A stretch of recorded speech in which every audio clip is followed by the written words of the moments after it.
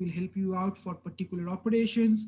You can say that, you know what, I'm going to grant all privileges so that the admin lackey would be able to perform any operations that you are able to do. So grant all privileges on account to the admin lackey. Okay. We can also specify and apply column level privileges on certain users, right? So we can specify or constrain the columns that the users can update or insert. So we can say that HR is allowed to manipulate all aspects of employees, but employees can only modify their contact info, right? So that makes sense. Employees really should not be able to update their own salaries, things like that. So essentially, grant update within parentheses the columns that we would allow. So home phone, comma email on employee to employee EMP user, right? So that would only allow any user from the EMP user group to update the employee table, these two columns, either their home phone or their email ID. And we can also say grant insert update on employee to HR users to allow the HR to manipulate all aspects of the employee table as well. Okay, any questions? We can also revoke privileges from users as well. So revoke privilege, blah, blah, blah, on that particular relation from that particular user. So revoke privilege, select, insert, update on account from banker, right? So we can have a list of privileges. We can name those privileges as well. We can also have a list of users separated by commas as well. That is up to you. Insert and update, as we saw, we can also apply privileges to certain columns, and also we can remove privileges from certain columns as well using this syntax. Okay. For your project, no, because if you want to, you can, depends upon the project quite a lot. But I don't think that your project would have multiple users. But if you want to design a project like that, sure, you can, but you don't have to. Okay. Okay. Yes.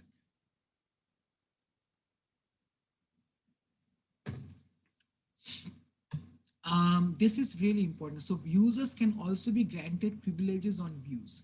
So this becomes a bit tricky because let's say that for a particular table,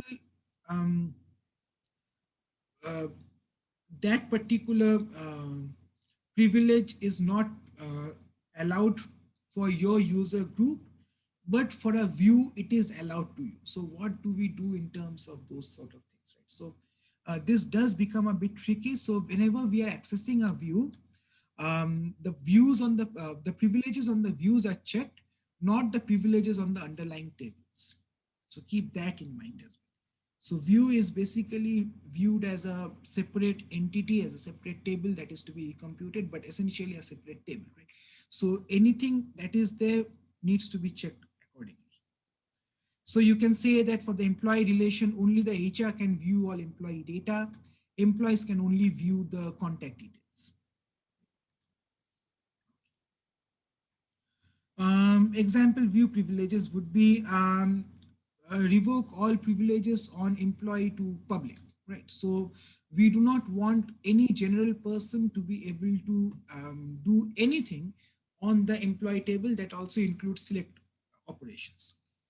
If we want to now allow only the HR user group, we can say grant all privileges. So grant back the privileges to the HR user group. And for normal employees, you can say that we can create a view, and then we can say we can grant select on directory to employee user. Right? Okay. So whenever an employee issues queries against the directory view, it is only checking the directory privileges. So you can see that employee user would now be considered as part of the public set of users, right? Whose all privileges have been revoked from the system. We had only granted privileges to the HR user group, but not employee user group, right? Then we created a view called directory that would allow us to view the employee name, email, and office phones from the employee table. Note that the employee table is not accessible to the employee user, but this view can be specifically made to be accessible to the employee user by saying grant select on directory to employee user. And then this employee user would be able to see the data from this view. Okay. Okay. So your SQL engine would perform authorization before you're able to view any data from the results. So essentially, your database would verify access permissions and on any referenced views, and then it would substitute the view definitions if it is allowed to your query plan, right? Okay. There are many other privileges available to our database. Some databases have, I believe, MySQL. Yes, I have this here, right? Yes, I believe PostgreSQL has 11 permissions. I believe MySQL has 27 different types of permissions. So we can have create grants. So can I create a new table or not? Can I even apply a foreign key constraint to a table or not? We only talked about insert, update, delete, and select constraints, but we can also have foreign key constraints or check constraints. We can also have create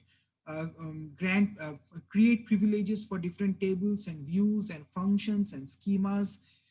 We can also have execute grants. So maybe that you have a create privilege, but you do not have an execute privilege. That would be weird, but essentially you would not be allowed to execute a function, but you would be able to create a new function.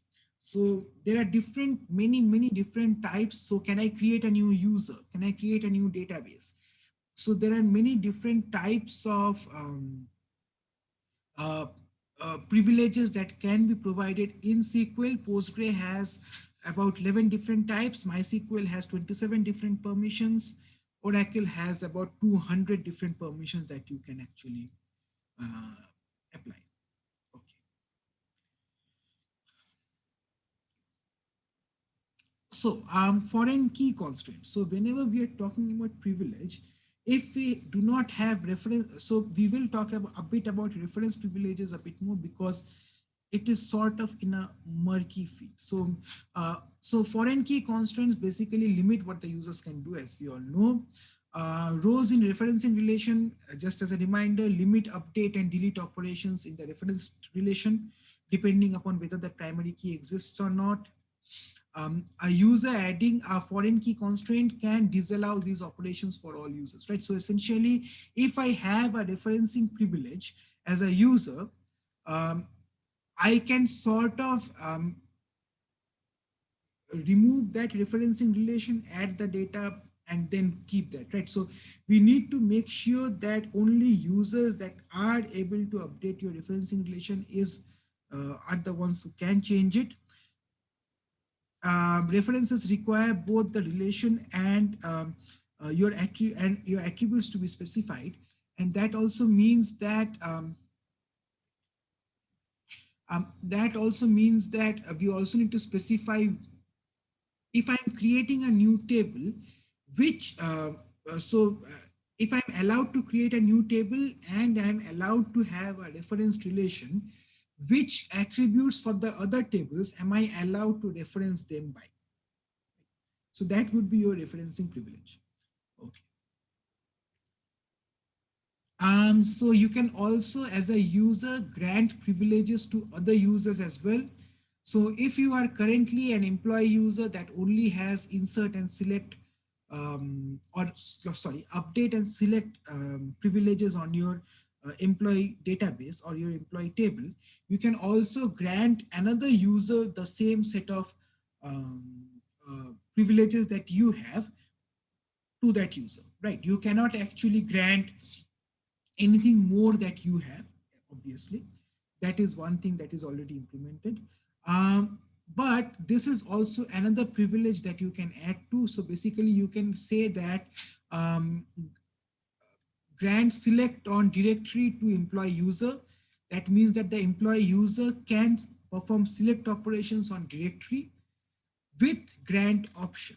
That means that any employee user can then also allow someone else to perform the select operation on this directory as well. Okay, so basically with grant option, that keyword allows you privileges to be passed on to another user as well. Okay, now if you're allowed to grant other users certain privileges, that also sometimes leads to confusing situations, right? So for example, if Alex grants a privilege to Bob, right, and then Alex has that privilege revoked.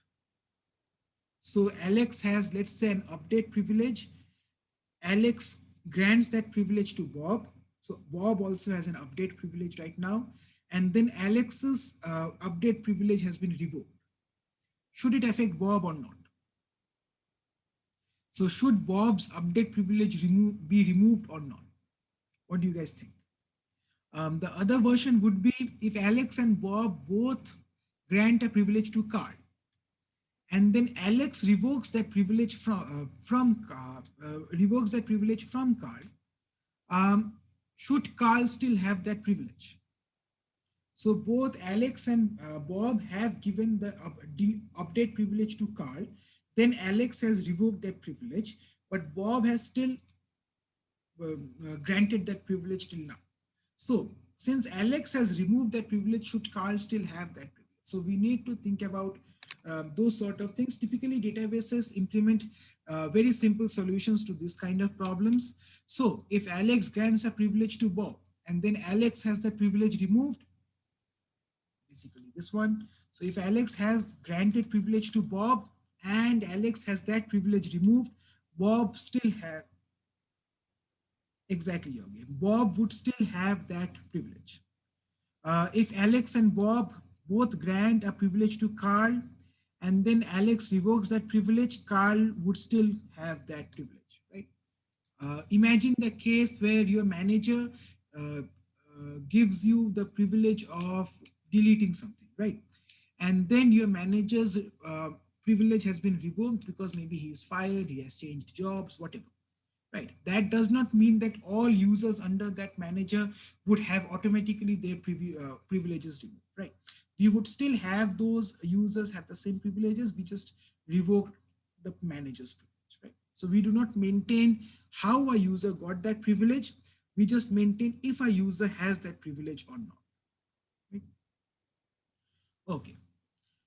Um, so some notes. So SQL authorization mechanisms, as we saw, is really rich.